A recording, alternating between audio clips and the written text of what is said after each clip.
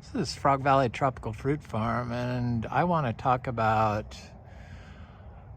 balancing biology to grow food as medicine. And I've been after trying to define what this new form of agriculture should be, because in the past it was all based on nutrient balancing, NPK. And we all, if you're watching, you're hungry for information that real information that shows you what is going on and tells you what is going on. And if you found me, you are looking for the same type of information. So my recent problems I had with the biodynamic certification, where they told me I couldn't use raw manure on part of my system if I hand delivered it to that system, opened my eyes to exactly what this new form of agricultural systems are, and it's balancing biology. And I used to think that biodynamics was looking at the whole system, but just by the fact that they told me I couldn't apply cow manure on part of my farm, but was okay to have on another part of my farm, showed me that their whole system approach of everything is treated equal is not true. And I know that from my experience growing tropical fruit trees and trying to figure out organic methods to do it and to try to help Florida, that cow manure builds soil and promotes plant growth. And you can't have the cow manure applied on the pastures only. You got to apply it on your whole system. And I'm sticking to that, and I believe that. And I know it works because I went to my little test farm where I wanted to see what these tropical fruit trees would do in Florida without any inputs. And then I only applied one input, and it was the biodynamic compost. And it didn't build any soil. Granted, I did small amounts, but you shouldn't have to apply large amounts. All this information that is available now, and the advances in molecular biology and the study of plants as medicine has shown there's been major advances. And the plant microbiome, the rhizosphere, the phyllosphere, and the endosphere, is important for increasing plant secondary metabolites. So the genotype of the plant, what they know the plant is capable of producing, the secondary metabolites, combined with the environment, the phenotype. So all these secondary metabolites are like penicillin and flavonoids and polyphenols and thousands of different secondary metabolites, both plant antagonistic and plant beneficial. But if you have a balanced system, a balanced natural system, the plant enabling secondary metabolites are what is predominant. They counteract any disease causing metabolites, secondary metabolites. And so yeah, you got to do the whole, you have to look at the whole system. I know that raw cow manure Everyone focuses on nitrogen. And there's such a huge discrepancy in who is telling you what and the amounts they apply. It just shows me that they don't really know what they're doing. Because like University of Florida, the mangoes is synthetic nitrogen up to 750 pounds for mature mango trees if you have 50 mango trees per acre. And the Biodynamic Association is 86 pounds of nitrogen total, I think is what it is. And then I only apply like 15 pounds of nitrogen per acre.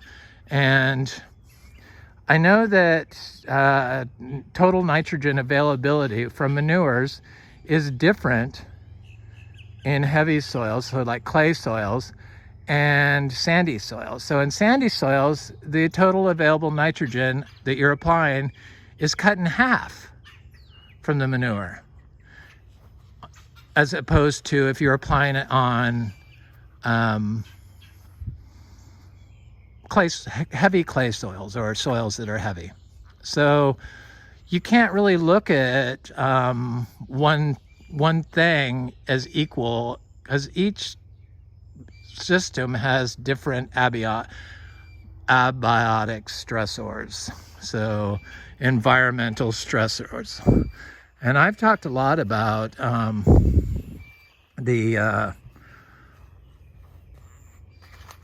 Florida could be a Eden here, because for biological farming, which is what we are doing, this is Florida biological farming, Florida natural farming, same difference. If you have unlimited supply of water, which we do in Florida, and you have an unlimited supply of calcium, which we do in Florida, and you have the perfect temperature in the soil, the water in the soil is kept at 72 degrees year round. It's a perfect environment to grow biologically, naturally, which is why this region is the most biodiverse spot in North America. So when I started this journey, really it got hot and heavy when I started Frog Valley Tropical Fruit Farm. It hasn't been that long. It's been like 6 years. They told me I could not build soil. Everyone said you could not build soil in sand. That's not true. So they also told me that you couldn't do organic in Florida. That is not true. They also told me other things like you can't grow cacao in Florida. That is not true. So all these things that were previously thought just like 6 years ago simply aren't true. And nobody's ever looked at balancing the biology. They only look at NPK. And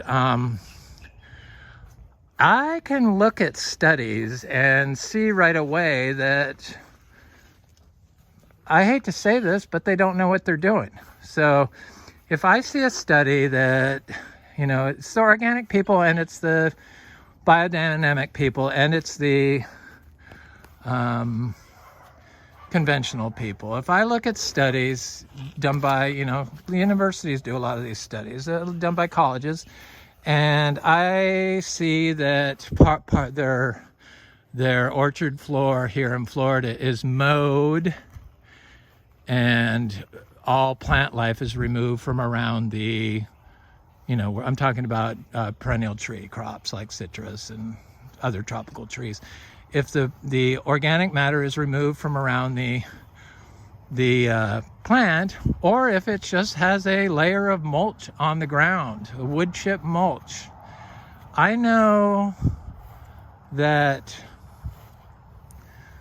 I don't need to look any further at that study to know that they are going to have significant issues. Or if they're using nitrogen salt-based fertilizers, I don't have to look any further to know that they're not going to have. If you're using high nitrogen and synthetic fertilizers, you are not going to have a symbiotic relationship between your roots and your between the plant microbiome and the soil. It turns it off. It just sucks up all that nitrogen, that your readily available nitrogen. And we need to move away from looking at the nitrogen and start looking at the whole system. So the really basic, everyone is starting to look at soil health. I look at soil health as like something that we should be teaching people in like undergraduate, and like starting in kindergarten. And all you really need to know about soil health is to look at just look at one thing: do not disturb. That's all you need to know. You don't need to look at anything else. And for some reason, people think that making compost is soil building, and when they add it, and it's not. And it's they have consistently pushed aerobic, heat-treated, weed-killing soils, or compost. And you can't have balanced compost if you're killing or adding oxygen and heat, because that kills microbes. The good microbes at the end of the finished compost will outbalance the bad microbes if you leave it alone. So the number one rule for soil health is do not disturb. So you've designed a program where you're making a product that you're disturbing everything and calling it soil. So it's just wrong. When I see studies done on studies that are done, and I look at their composting methods, if I see that, I just know that they're not going to get a balanced compost. You just can't if you're killing a whole range of microbes. Oxygen and heat kills microbes. So we have like our cacao tree here, and it's fruiting for the first time, and it's got little fruit on it right there. I got fruit on my cacao after 6 years from seed. It's very exciting. And the soil here is like so good that we built. It was white sand like our other place, our beach house that I showed, that is just nasty and doesn't really grow anything. I'm sure if I left it for several years that nature would balance the soil correctly, and it would be an excellent place to grow, like the back forested part of the property, where when you have like pepper trees and weeds that are taking over, it's because the soil has been disturbed by us. That's not a balanced system. The knowledge from farm to farm is just amazing, and I really got it. It really came home to me when I was discussing our compost with the biodynamic certifying manager. So this is the biodynamic people, which are supposed to be like the most advanced biological farmers there are, which when I told him that our compost doesn't stay there, that it disappears usually within a year, the guy asked, the biodynamic rep asked, well, where does it go? I was kind of shocked that he asked that. We need to start looking at what the information that you printed, because the answer is right there in your name alone. Biodynamic. It changes. Where do you think it went? In your own literature, you want your compost to assimilate into the soil as quickly as possible.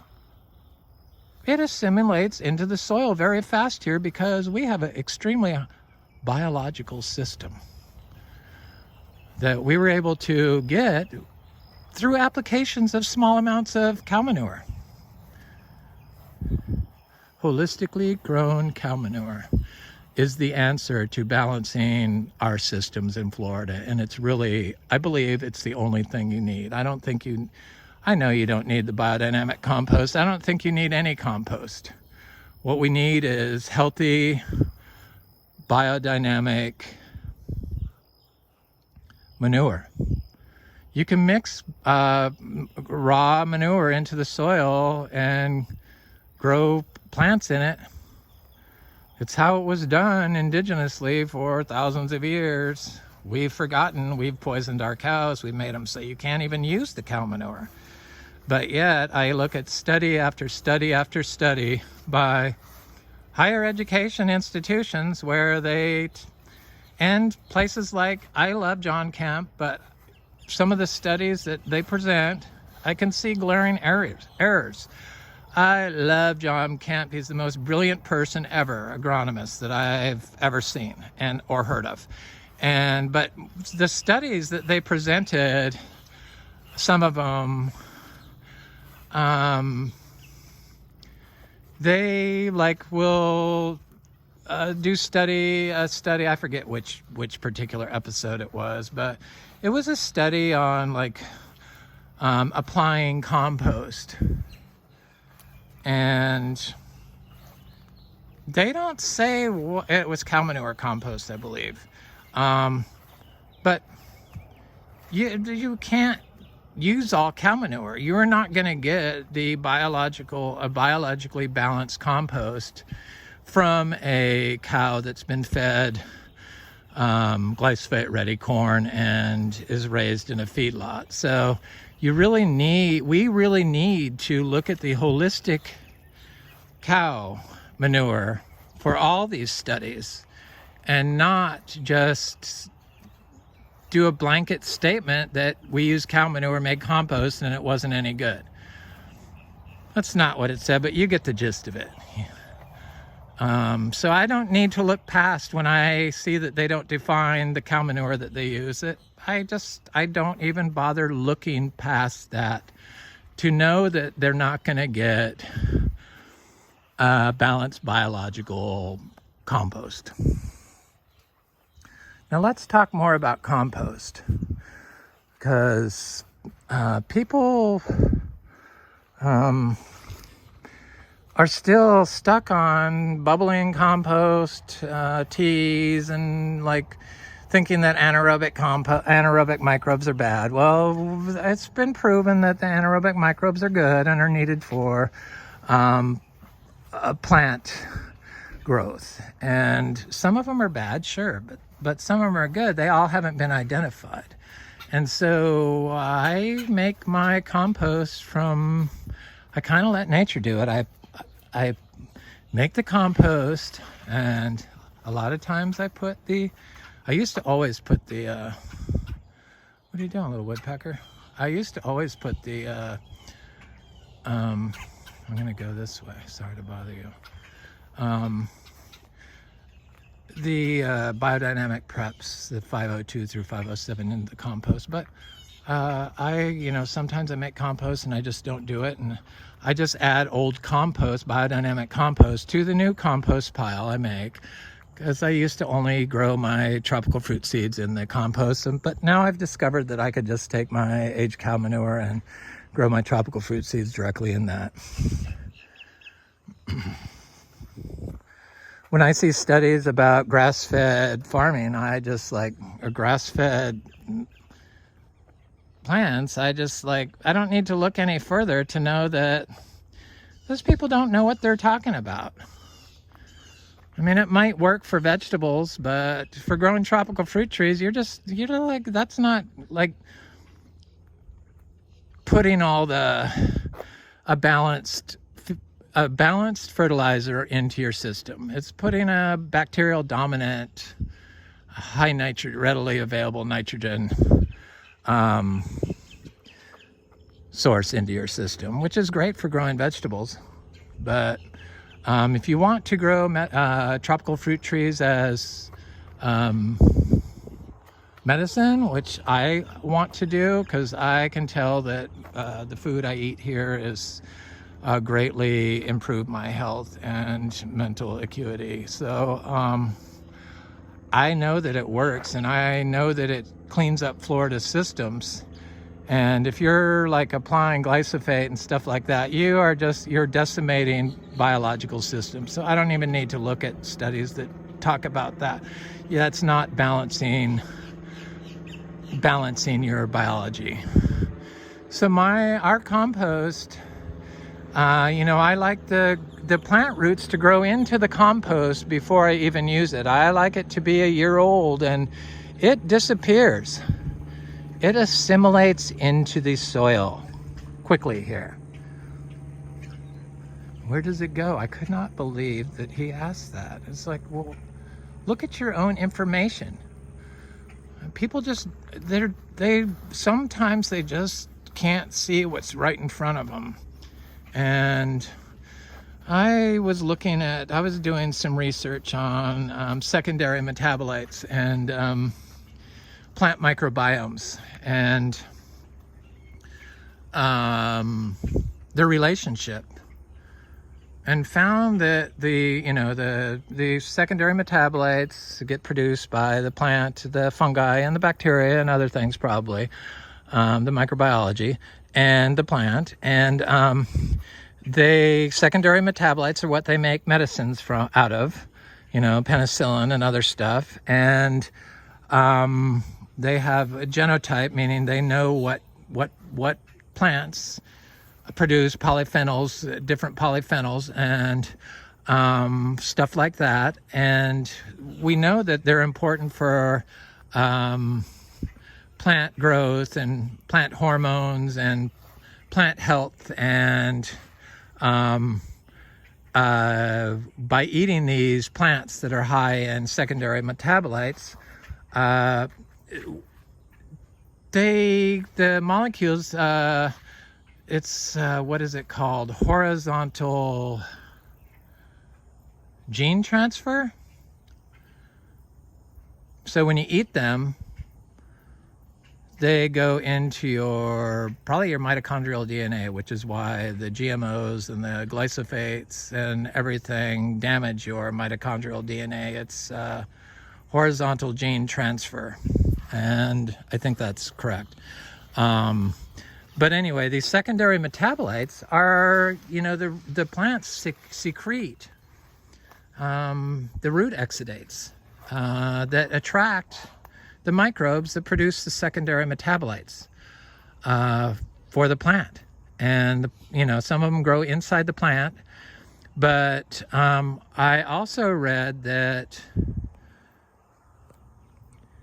cutting the roots off release the secondary metabolites into the soil, and that the secondary metabolites can move through water and gas. So I just thought that was interesting that, we've been trying to kill all the weed seeds in our compost, when probably we should be growing roots inside of our compost, and probably can advance our compost a lot by growing the crops we want to grow directly into the compost, and taking the broken roots and compost and applying it into our systems, which is what I've been doing. So all of our orchard floor roots are always broken up in there, and it's a very fungally dominant compost. And I've read studies where, this is going back to the studies, I can move on, where manures don't affect fungi in soil. But they did the study with chicken manure. Well, I never knew that chicken manure grew fungi like cow manure. I know that certain fungi grow directly out of fresh cow manure. And I'm pretty sure these are all edible mushrooms growing in our compost with the roots of the plants. So if the roots of the plants are secondary metabolites that get excreted when they're broken from the plant, then the fungi that grows in your compost is going to also do the same. It's just not that far of a stretch. So nature balances the biology. We need to rewrite our farming systems into balancing the biology. Can't balance biology in a heat-treated compost. It's impossible. Only nature can do that. You just have to look at the basic, most important rule in soil health that says, do not disturb. So why are you making a disturbed compost? That's what that is when you turn it all the time and get it all heated and kill all the seeds in it. You're killing all that biology that until recently was unknown, because they only looked at the E. coli and the weed seeds. But we don't have any of that aggressive, super big grass, that, that tall grass that people complain about, that, grows in disturbed areas. So areas that are not balanced microbially, biologically.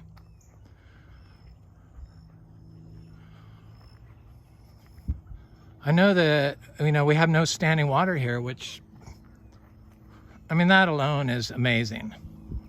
It's just truly amazing that everyone else has standing water except for us.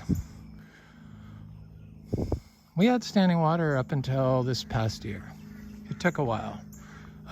It took a while for the biology to get balanced enough to be able to transfer water in low-lying areas to other areas throughout the farm, to get it away from the plants.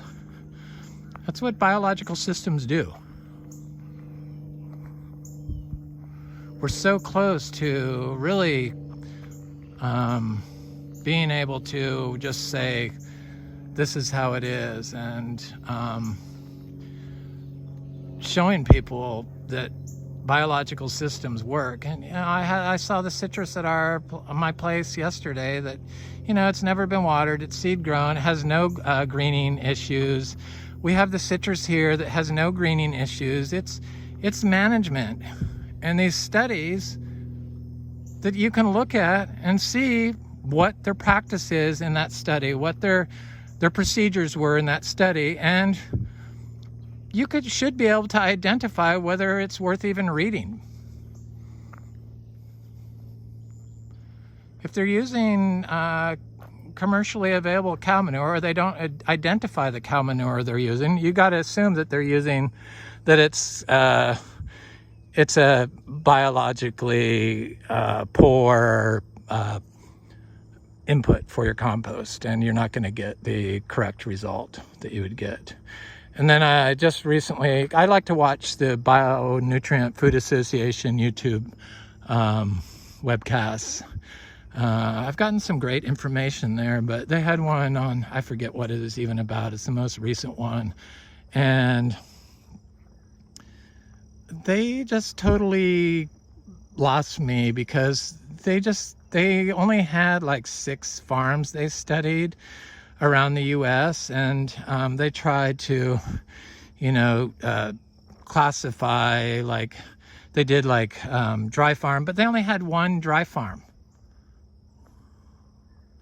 And then they had organic, but they weren't certified. So that's not even organic. So you can throw that one out. Then they had regenerative, but they don't define what regenerative is. And I know that people's knowledge levels are way different. And the people that should know, like the biodynamic people, don't even understand that compost is a dynamic biological carbon. So, I ask, where does it go? It's like, well, it assimilates into the soil. You need to read your literature, people. That's all I'm saying. I've lost some viewers, and I'm sure it's the biodynamic people, because I just have questions and I want answers. I want to know how to grow. I want to know why I'm growing. I want to grow better. And I know a lot of you, I know if you're watching that you feel the same way. What other studies can I think of? The whole wood chip thing, that's not a balanced biological system. I don't even need to look at past any study that just uses wood chips or uses just pure mulch. That's not a balanced biological system. Granted, in a grown-up forest, like I showed yesterday at our beach house, it's like mostly mulch. But it was a process to get there.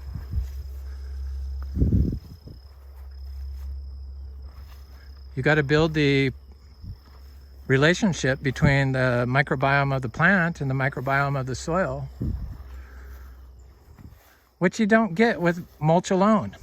It's impossible. Just like it's impossible to get with biodynamic compost alone. Because who's making the biodynamic compost? Is it your heat-treated thermophilic compost? Probably, because that's what they do. Or is it a compost like I make? I got the information to grow the weeds inside the compost from Indian zero-budget natural farming. They have so much incredible information, which I need to look at the Biodynamic Association of India to see their views on manure.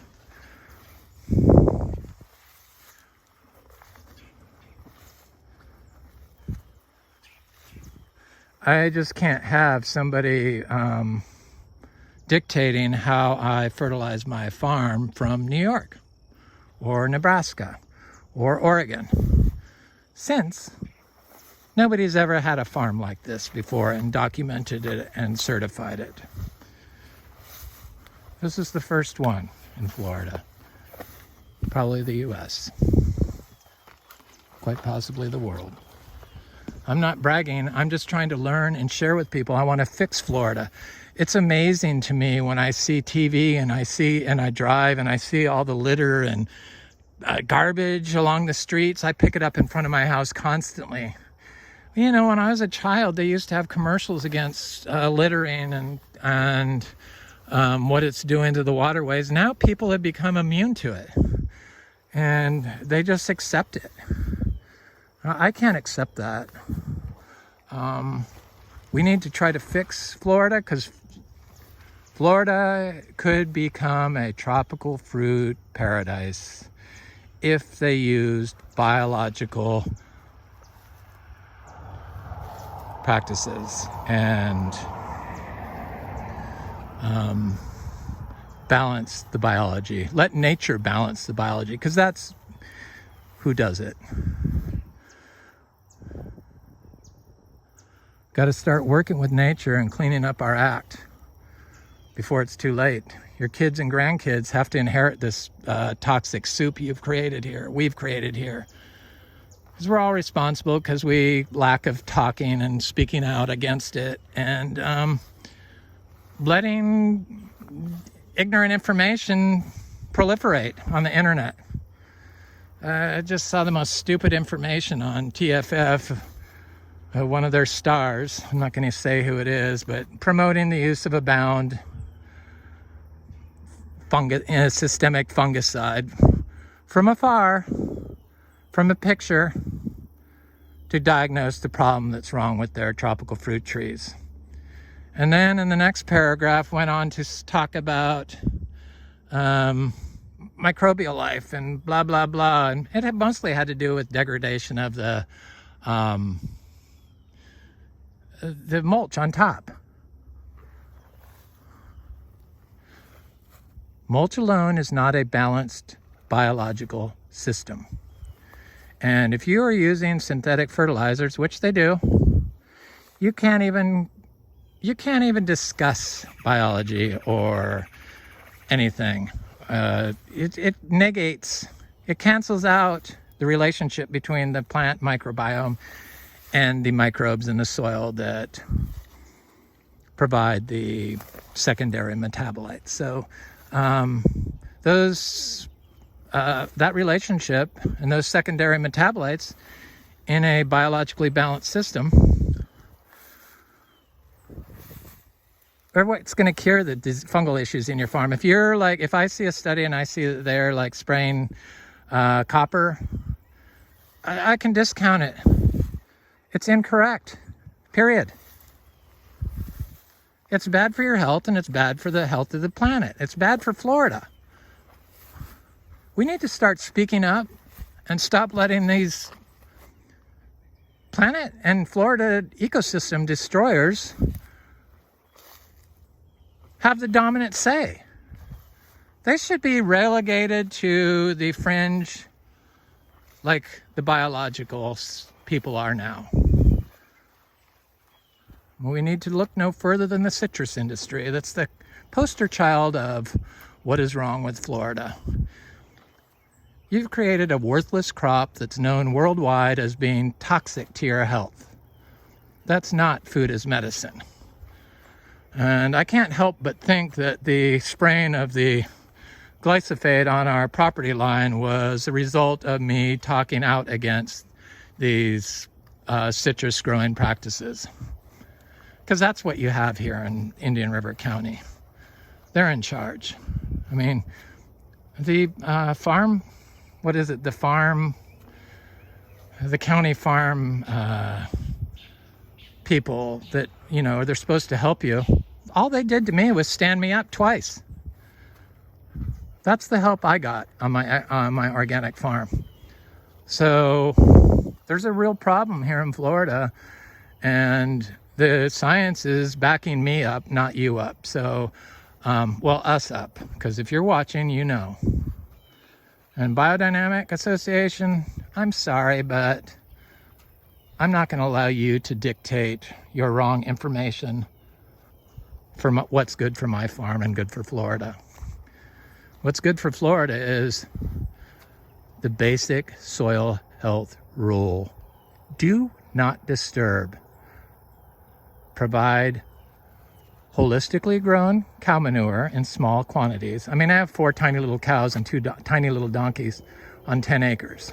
There's no way that could ever get out of balance with that few animals. And earthworm castings. But if you apply the raw cow manure, the earthworms will come. They probably are not going to come for the finished compost. Sorry, they're not. Sorry, Biodynamic. The earthworm castings are not going to come for your finished compost, your heat-treated finished compost. Most of that heat-treated finished compost has not been reduced and will not form mineralized soil aggregates. And we know all this information. It's out there. We need to spread it, and we need to turn Florida into a ecological paradise for our kids and our grandchildren, future generations. Save the manatees and save our waterways. It's a better way. The tropical fruit, the organic tropical fruits, we're worth like 10 times as much. I made some mistakes when I said the prices of our mangoes. I was like thinking of my achacha trees. But the mangoes, 350 mangoes at 250 pounds per tree at $5 a pound is like $437,000 without doing anything. I only have 7 acres planted of mangoes, so it's not like it's a huge amount. The cacao, you can grow without anything. I grow it without even watering it. It's in a balanced system. The system is balanced. That's why we have soil aggregation taking place. Our cacao do great. Our cha-cha do great. You want the plant in the ground. You want the plant microbiome to form relationships with the soil microbiome to release those secondary metabolites. Secondary metabolites are just molecules. These advances have been made because of molecular biology. Anyway, it's Frog Valley Tropical Fruit Farm. And that's my rant for the day. Have a good day, and let's fix Florida. Turn it into a tropical fruit Eden with organic farming. It's Florida natural farming.